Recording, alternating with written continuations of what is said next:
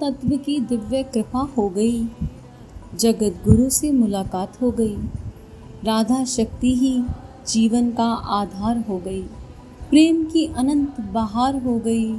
और ऐसे में माताजी सौभाग्य कुंवरी राणावत द्वारा रचित दो भाव काव्य मिल गए।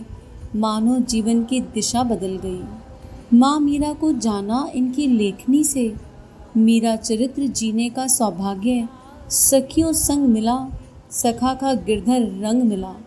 और यहाँ नहीं रुकी कृपा। इन्हीं माँ के द्वारा लिखित पुस्तक सखियों के शाम का सखियों संग स्वाध्याय किया। आहा क्या हुई हृदय दशा, नहीं की जा सकती बयां। और यही स्वाध्याय अब गुरु इच्छा से आप सभी से साझा किया। और इन दिव्य भावनाओं की लेखिका माँ सौभाग्य कुंवरी राणावत और उनके तात को नमन सदा सदा। अनंत आभार आपका कि आपने अपने भाव अमृत का ये प्रसाद हम सभी को पिला दिया। आपने हम सभी को सखियों के श्याम से मिला दिया। ब्रज को हृदय में जीवंत बना दिया। आपको सदा सदा आभार हम सभी का हृदय करता और प्रेम से आपके आशीर्वाद को गुरु इच्छा से ग्रहण करते हुए राधे राधे करता। आपको प्रणाम माँ सदा सदा सदा सदा सदा सदा।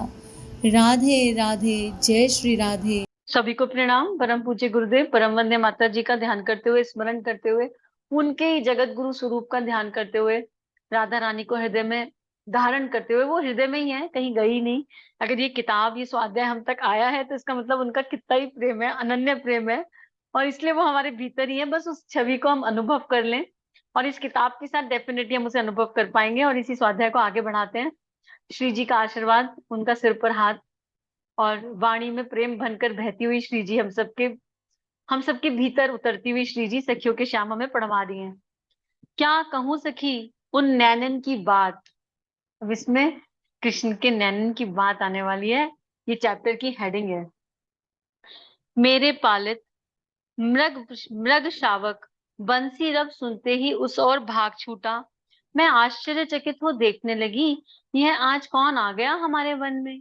अलगोजा बंसी तो हमारी भील पल्ली के अनेक युवा एवं वृद्ध बजाते हैं, किंतु यह अनोखी मिठास मुझसे अधिक सोचा न गया।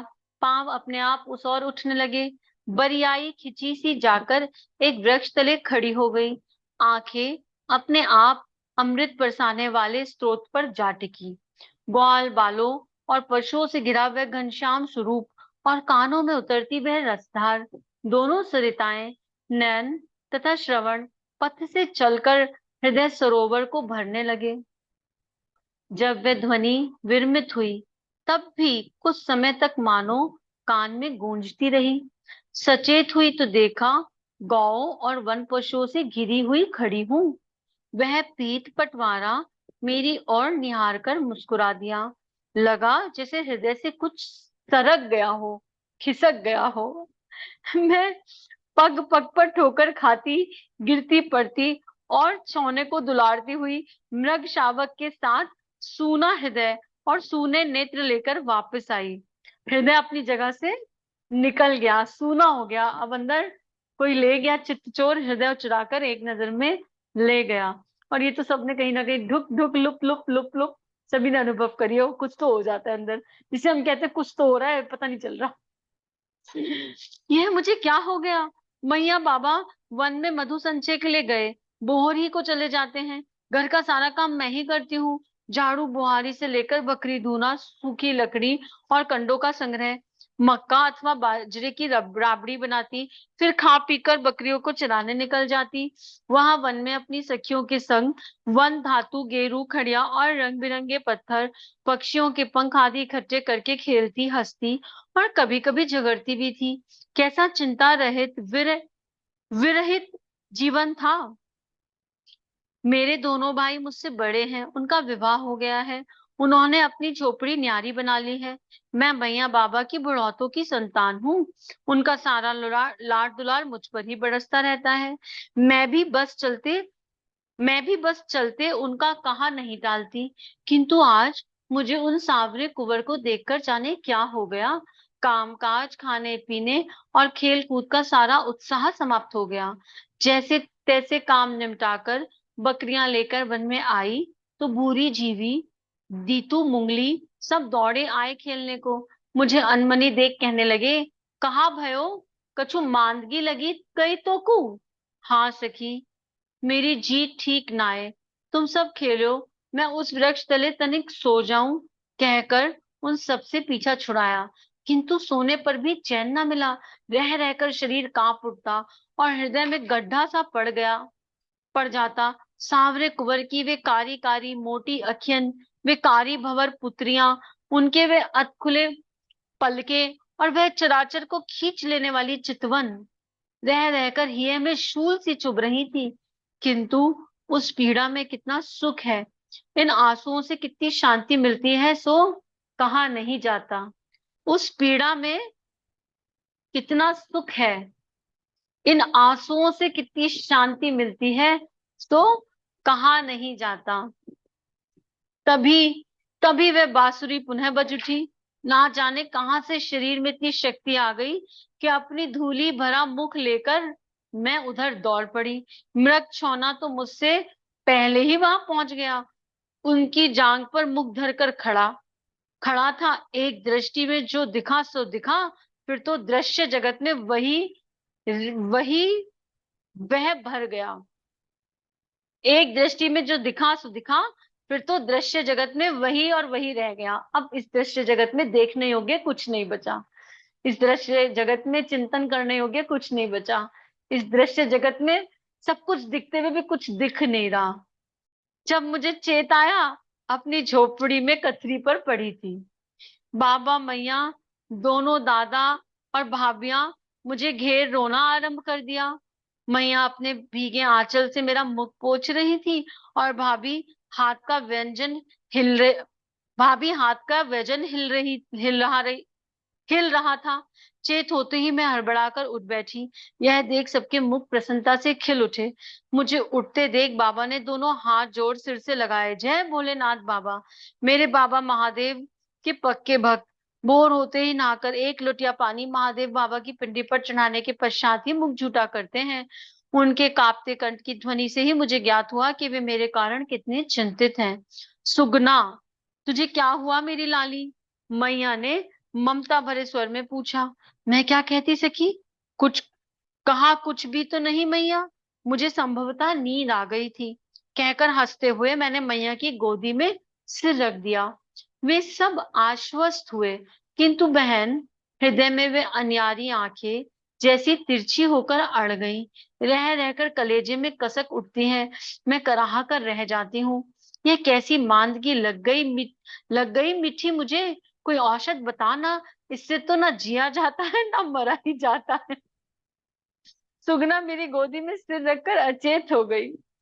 इससे तो ना जिया ही जाता है ना मरा ही जाता है। क्या कहकर उसे धीरज हो जाऊं। यहाँ तो आप बामन मांगन औरन को कहाँ भीख दे। जो खुद भिखारी है वो किसी को क्या ही भीख देगा। तो वो जिससे कह रही है मिट्टी, उसकी तो खुद के ही ये हाल है, तो वो क्या धीरज बंधाएगी। ये वाली बात।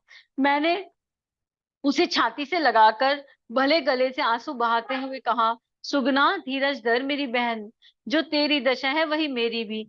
पर ये कितनी ब्लेस्ड है ना, ये सारी सखियां, कि ये एक दूसरे से अपनी पीड़ा, अपना भाव साझा कर सकती हो। कोई समझने वाला है, एक्चुअली वो सेम चीज फील करने वाला कोई है। नहीं तो usually you are so black कि किससे क्या कहो। सुनने वाले बहुत है, पर उस स्तर पर समझने वाला कि क्या हो रहा है, वो तो कृपा है। बस कृपा से मिल जाए कोई, क्योंकि फिर सामने से ज्ञान आता है। और ज्ञान कहाँ अंदर जाएगा। इस दशा में कोई कितना ही ज्ञान दे दे, परमेश्वर अनंत है, अनादि है, कण कण में है, रोम रोम में। अरे भैया, हमारे तो आंखों में बसे हैं, तो हमको तो कण कण, हमारे को नहीं समझ में आ रहा वो कण कण में कहाँ है। यहाँ तो आंख में, दिल में, हर जगह पहरा डाल के बैठे हैं, तो कुछ दिख नहीं रहा। सामने से कुछ आएगा तो मौन हो जाएगा, और फिर इंसान अकेला अकेला अकेला अकेला, एक रूम का एक कोना, और उसमें बड़ा आनंद पाता है, इसलिए उसके बाद कहीं जाने का मन नहीं करता। ऐसी दशा कि यही बैठ जाओ बस, और कहाँ ही जाएंगे फिर। तो लेकिन हम सब एक पेज पे आने वाले हैं, सबके हृदय में लुप लुप लुप लुप तो होने ही लगी। किंतु हम क्या करें, हमारी पीड़ा की औषध कहीं नहीं। हाँ, राधे नाम है ना औषधि, बस राधे राधे राधे राधे यही करते रहो, औषधि है। हम कहाँ दीनहीन भील कन्याएं, और कहाँ वे व्रज राजकुंवर, कहाँ चंद्रमा और कहाँ कांच का टुकड़ा। हमें उनके दर्शन हो जाते हैं, उनकी चरण धूलि मिल जाती है, यही बड़ा सौभाग्य है। मेरी बात सुन सुगना आंखें फाड़ फाड़ कर मेरी ओर देखती रही। फिर अटकते स्वर में स्वर निकले, व्रज राजकुंवर। हाँ बहन, मैं उनके भवन में फल लेकर गई थी। उनकी मैया ने मोले देना चाहा, किंतु मैं प्रणाम करके चली आई। आज उन्होंने कहलाया है, मेरे लाला को तेरे फल बहुत रुचे, अतः नित्य दे जाऊं।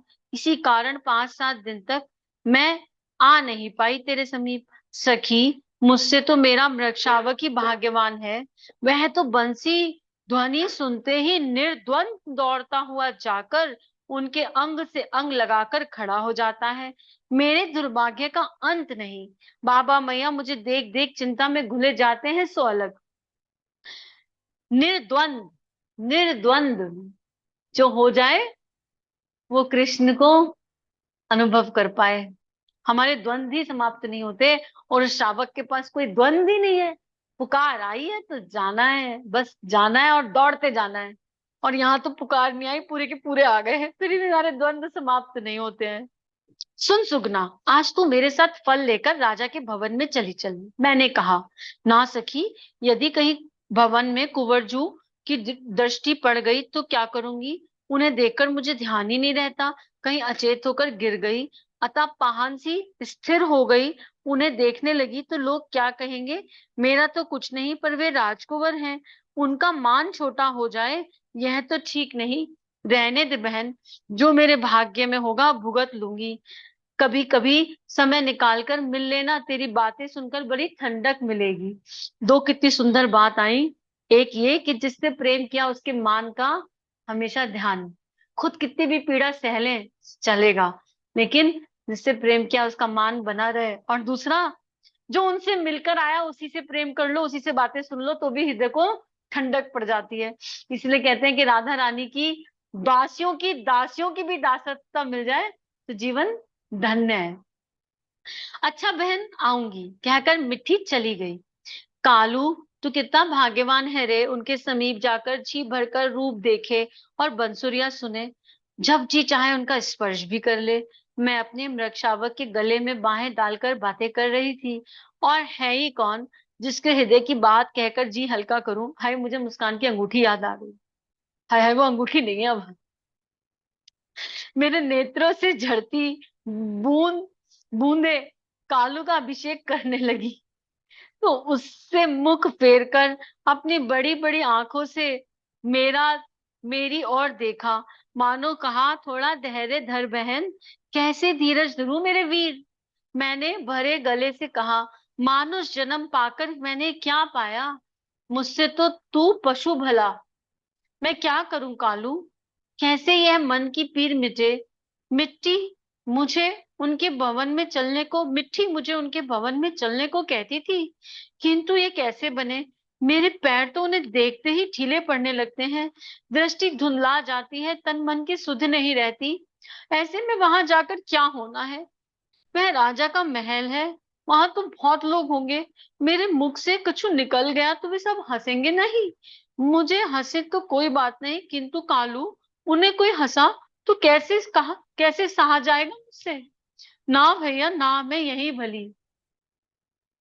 अच्छा कालू, तू तो अनेक बार उनके पास हो आया, बता तो मेरे वीर, उनकी देह गंध कैसी है, उनका स्वभाव कैसा है, और कैसी है उनकी बोलनी चलनी। क्या सुई अटक गई है, देगन बार बार ये शब्द आ जाता है, इसमें सुई फंस गई है। क्या उन्हें ज्ञात है कि अभागिन सुगना को ऐसा रोग लगा जिसकी औषधि या तो वे स्वयं है, अथवा फिर मृत्यु ही इसे शांत कर सकेगी। हाँ रे कालू, बिना काजल काली उन अखियों की वह अनोखी चितवन, उन आंखों की वे टेढ़ी बरौनियां, वे तीखे लाल कोए तूने देखे हैं। कैसी नुकीली है वह आंखें, एक बार हृदय में कटार सी उतर जाए तो जैसे निकलना जानती ही नहीं, भीतर ही भीतर कसकती रहती हैं। रातें डोरों से सजी उन काले भंवर आंखों को देखा है तूने? पर नहीं, तूने देखी होती तो क्या ऐसे निश्चिंत होकर पागुर कर पाता?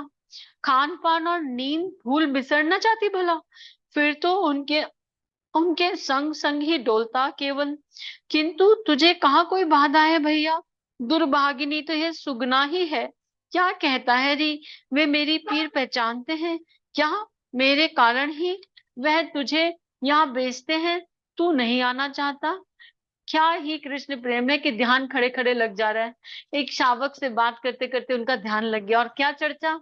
कोई नहीं है कृष्ण की बात करने वाला, तो इसी से कर लेती हूँ। कृष्ण को स्पर्श तो किया इन्होंने, श्री कृष्ण का सानिध्य तो पाया इन्होंने, तो बस क्या ही है। यह सब क्या हो रहा है लेकालू? भला यह तो क्या कहे, उन्हें मेरे बारे में बताया किसने? क्या तूने कहा? बावरे, यह सब कहने की बातें हैं? तू महाबुद्धू है रे कालू। वो कोई जवाब नहीं दे रहा, उनके अंदर अंदर से उनका ही कृष्ण उनसे बतिया रहा है। ध्यान से देखो तो वो कालू तो बस एक माध्यम बन गया, बात तो भीतर के कृष्ण ही कर रहा है। तू महाबुद्धू है रे कालू। वे ना जाने क्या सोचते होंगे मन में। वे बहुत बड़े हैं, बहुत बड़े, और मैं एक भीलनी। तूने उचित नहीं किया रे कालू। और ये भी मन ने मान लिया है कि वो मुझसे प्यार करते हैं, और उन्होंने मुझसे प्यार करा इसलिए तुझे बुलाया, और क्योंकि मुझसे प्यार करते हैं इसलिए तुझे स्पर्श करके वापस मेरे पास भेज दिया। तो ये एक लेटर ट्रांसफर हो गया। तो मन ने मान लिया कि कृष्ण मुझसे प्यार करते हैं, और ये धारणा बड़ी दिव्य है। अगर हम मान लें कि श्री कृष्ण और श्री राधा जी हमसे बहुत स्नेह करती हैं, क्योंकि उस गुरु की चौखट से होकर हम यहाँ आ रहे हैं, तो फिर उनका प्रेम हम अनुभव ना करें, ऐसे नहीं हो सकता। और वो निर्द्वंद है, उसके पास कोई द्वंद ही नहीं है, डाउट नहीं है, संशय नहीं है। अब यहाँ पे किसी के पास संशय बचाओ तो उसे त्याग दो। जिनके कानों में आवाज जा रही है, भगवान वो परमात्मा हमसे अनंत स्नेह करते हैं, इतना प्यार करते हैं, इतना प्यार करते हैं कि हम सोच भी नहीं सकते कितना प्यार करते हैं। और यही मान के, इस धारणा के साथ पूरा जीवन सहजता से बिताया जा सकता है, बड़े आनंद के साथ। अरे कोई है जो हमें बहुत प्यार करता है, अरे कोई है, हमें नहीं दिख रहा तो हमारी इंद्रियों का दोष है, लेकिन कोई है जो हमें बहुत प्यार करता है। अब अपना ये लज्जा भरा मुख लेकर यमुना में डूब मरना होगा। तूने यह क्या किया रे पगले, यह क्या किया? क्या किया तूने? उनको क्यों बता दिया? कि, किसने बता दिया? शावक ने। तूने उनको क्यों बता दिया मेरे बारे में? अब मैं यमुना में डूब मरती हूँ। अरे कालू, तू यहाँ बैठा है रे, मैं तो तुझे ढूंढते ढूंढते थक गया। अरे यह कौन? कच्चे गले की ऐसी मीठी वाणी किसकी है? होगी किसकी, मुझे क्या? होगी किसी की, मुझे क्या? कालू ने जाने कालू से इसका जाने क्या काम पड़ गया कि ढूंढता ढूंढता थक गया बेचारा। कालू उठ। कालू तो सच में उठ खड़ा हुआ। मैंने खींचकर मुख फेरा, और ढीठ को देखने के लिए, जिसने हमारा एकांत भंग किया, मेरी गली मेरी गाली मुख में ही रह गई। उस ढीठ को देखने के लिए जिसने हमारा एकांत भंग किया। मैं तो कालू के साथ ध्यान कर रही थी, अपने कृष्ण का, अपने गिरधर का, अपने गोपाल का। ये किसकी आवाज आई? वो ढीठ है, और उसको ढीठ को देखने के लिए पलटा। अब क्योंकि ध्यान शावक के माध्यम से हो रहा था, तो कृष्ण भी शावक को ढूंढते ढूंढते आ गए। जिस पर टिका के ध्यान करेंगे उसी से प्रकट हो जाएंगे, जिस पर चित्त टिका के ध्यान करेंगे उसी से प्रकट हो जाएंगे। और गाली मुख में रह गई, ढीठ शब्द तो मुंह पर आया ही नहीं। सामने ही कालू के गले का घुंघरू थामे, दूसरे हाथ से उसका मुख सहलाते, वे ही पीत वसन सांवरे कुंवर खड़े मुस्कुरा रहे थे। मैं बैठी की बैठी रह गई, आंखें निपट निर्लज होकर उस मोहिनी चितवन में जा समाई। ऐसे क्या देख रही है? यह मृगछौना तेरा है? बहुत प्यारा लगता है मुझे। वह सुधा स्वंदी स्वर कानों में उतरा, तो नेत्र सहज ही झुक गए। आहा, चरण कितने सुंदर, तुरंत खिले दो कमल हो जैसे। ना जाने क्यों नैन झर उठे मेरे। अरे रोती क्यों है? क्या दुख है तुझे? वे वही भूमि पर बैठ गए मेरे समीप। कालू ने उनके कंधे पर मुख धरकर नेत्र मूंद लिए। अरे यार, ये तो बहुत ही दिव्य है, कभी कंधे पर मुख रख रहा है, कभी गोदी में रख रहा है, और इसके नेत्र मूंदे चले जा रहे हैं। कितना ही सानिध्य पा लिया। सही कह रही है कि मानव योनि मिलके क्या ही हासिल हुआ जो पशु योनि से उसको प्राप्त हो गया। क्या हुआ तुझे, भूख लगी है, फल खाएगी? ले, मेरे पास है, खा ले, बहुत मीठे हैं। उन्होंने फल को दांतों से काटकर खाते हुए कहा, अरे तू रह रहकर कांपती क्यों है? भय लग रहा है कि तुझे? किसी ने तुझे मारा है? क्या बात है, कह ले। ले, ये फल ले। उन्होंने मेरा हाथ पकड़कर फल थमा दिया। अरे, यो पाहन की मूरत जैसी क्यों हो गई? मुझसे रूठ गई है। मैं तेरा मृगछौना छीनूंगा नहीं। आज इससे तनिक छोटा मृगछौना विशाल दादा लाया है कहीं से। उसकी मैया भी संग संग ले लाई, संग संग लगी आई। कालू को उससे मिलाने ले जा रहा हूँ। यह वापस लौटकर तेरे पास आ जाएगा, समझी? सब जानते हैं, फिर बातें कैसी करते हैं। छीनूंगा नहीं, जैसे कुछ लेने आए हो। मैं क्या कहती? अरे, बोलती क्यों नहीं? रोती ही रोती है। चल, कुछ और नहीं तो गाली ही दे दे, वह तो बोल दे। मेरे अवश्य अंग लुढ़क पड़े। उनके सम्मुख धरती पर आंधी औंधी गिर पड़ी। गला रुंधा, स्वर निकला, सांवरे कुंवर। वे हंस पड़े। मैं सांवरा हूं तो क्या तू उजली है रे सखी? दोनों हाथों से कंधा पकड़ उठाते हुए बोले, क्या दुख है तुझे, बोल। किसी ने मारा है, किसी ने गाली दी है, किसी ने कुछ छीन लिया है, मैं तेरा सारा दुख मिटा दूंगा।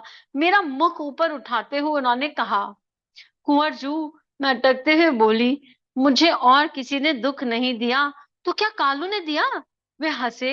इसने सींग मारा क्या तुझे? मैंने नहीं, मैं सिर हिला दिया। तो क्या मैंने दुख दिया तुझे?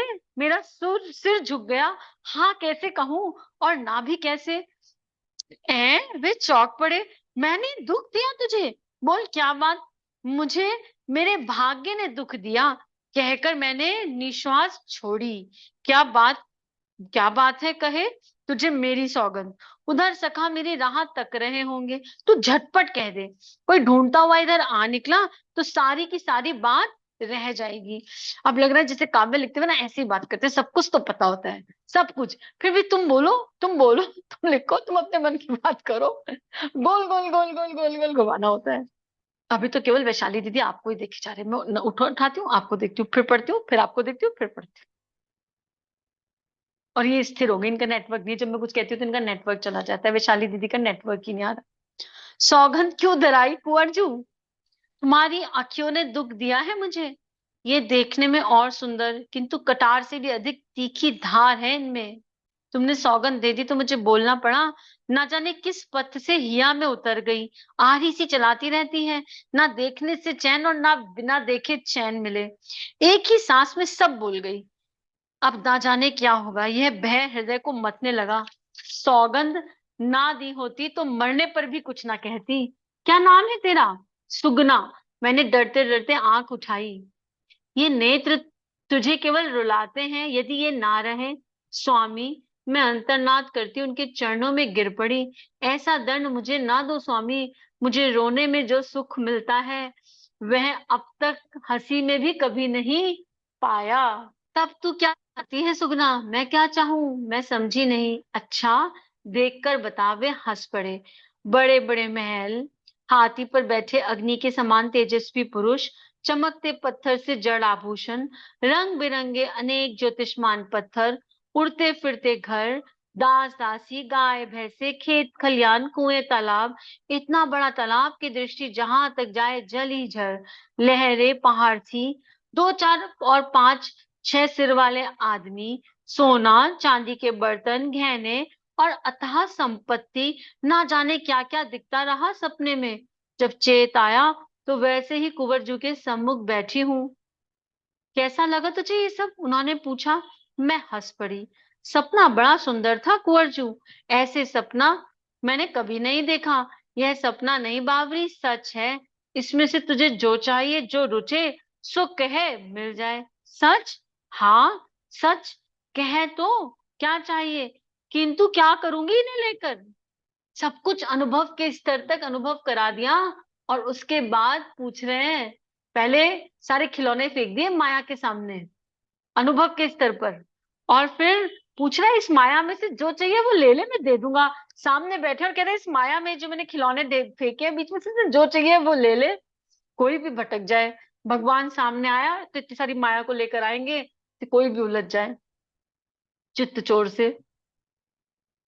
वो तो बस कृपा हो गई होगी इन सब पे, तो किशोरी जी की कृपा है जो इसके मुंह से निकला कि क्या करूंगी इनको लेकर मैं।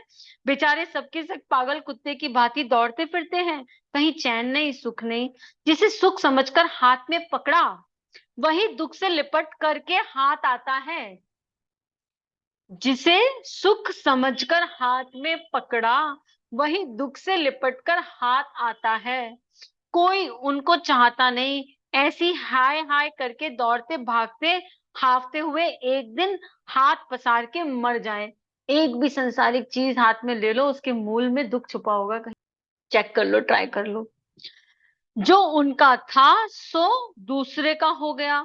जब मरना ही है तो इतने प्रपंच क्यों? किंतु कुंवरजू, तुम मुझे कुछ देने को कह तो रहे थे ना। हाँ सुगना, वही तो पूछ रहा हूं कब से। तो कुंवरजू, मुझे ऐसा सपना कभी ना दिखे। इससे तो कुछ नहीं चाहिए, उसे सपने में भी ये मोह नहीं देखना है। क्या ही दिव्यता है, मुझे सपने में भी ये मोह माया नहीं देखनी। किंतु जो तुझे चाहिए वह कह सुगना। वे उत्साह पूर्वक बोले। कुंवरजू, मेरे कांपते हाथ उनके चरणों की ओर बढ़े। चरणों को भुजाओं से बांधकर उन पर सिर धरते हुए मैंने कहा, मेरा मन तुम में ही रमा है, रमा करे। क्षण भर भी इधर उधर ना हो। तुम्हारे दर्शन हो कि ना हो, तुम मिलो कि ना मिलो, पर मैं तुमसे मिली रहूं।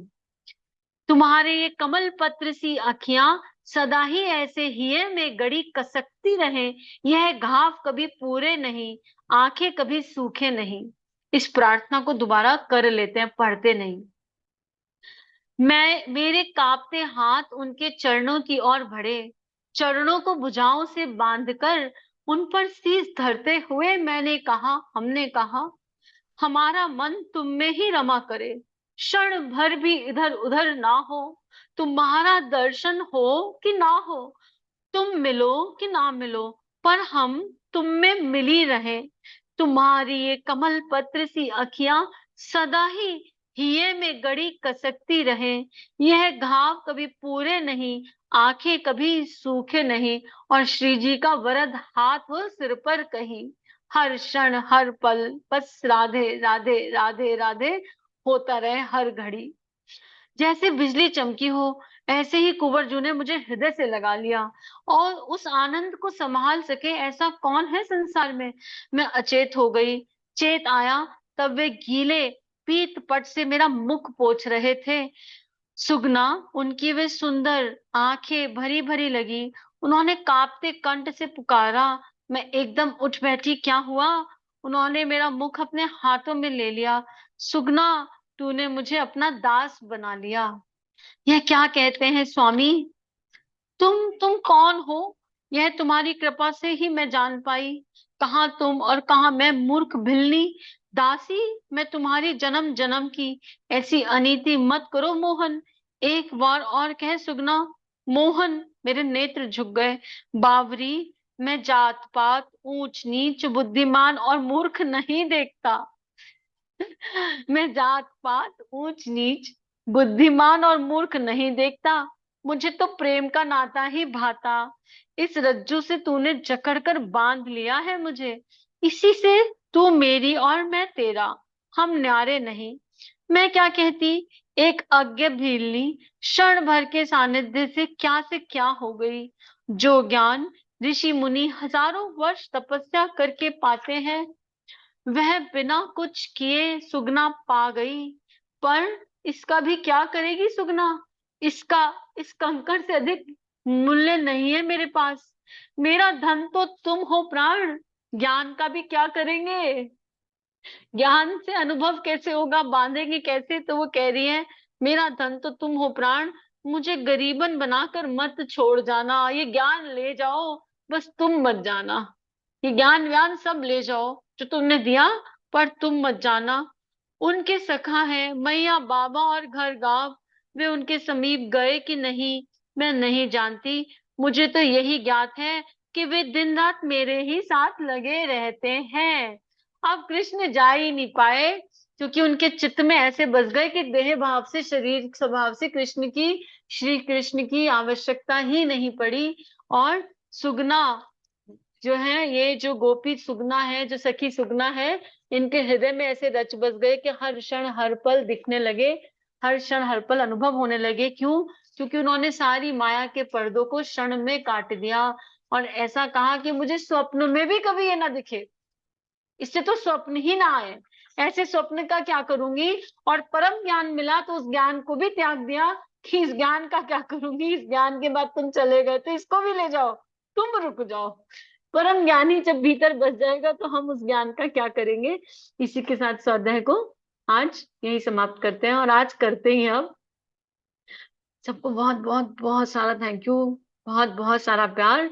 एक बार कैमरा ऑन करो और एक साथ बोलते हैं राधे राधे, राधे राधे, जय श्री राधे, राधे राधे, राधे राधे, जय श्री राधे, जय श्री राधे, जय श्री राधे।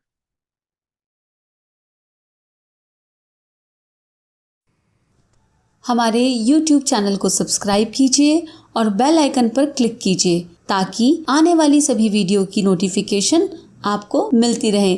आप सभी को बहुत बहुत थैंक यू।